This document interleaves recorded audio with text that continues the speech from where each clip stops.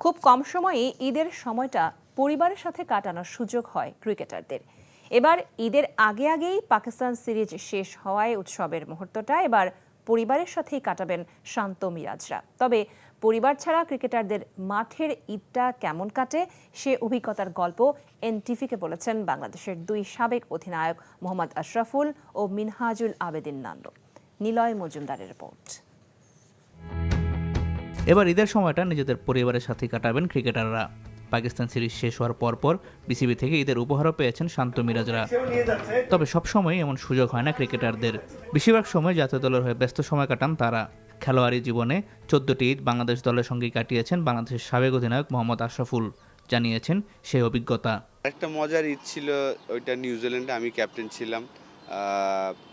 তো জাভেদ ভাই আমাদের সিনিয়র প্লেয়ার, উনি খুব আপসেট ছিলেন যে উনি আসলে হোম সিক প্রচুর, যে ওনার ফ্যামিলিকে ছাড়া ঈদ করতেছি, সেই কারণে কান্না করতেছিল। তখন আমি বুঝাচ্ছিলাম যে দেখেন আমাদের পেয়ে এই যে নিউজিল্যান্ডের অকল্যান্ডের সব বাঙালিরা আমাদের পেয়ে যে কি আনন্দ করছে, আমাদের নিয়ে গেট টুগেদার করলেন, খাওয়ার অ্যারেঞ্জমেন্ট করলেন, ওই খুশিটা আপনি এনজয় করেন। 1999 বিশ্বকাপে ইংল্যান্ডেই ঈদ উদযাপন করেছিলেন ক্রিকেটাররা। সেই স্মৃতি রোমন্থন করলেন সেই দলের সদস্য মিনহাজুল আবেদিন নান্নু।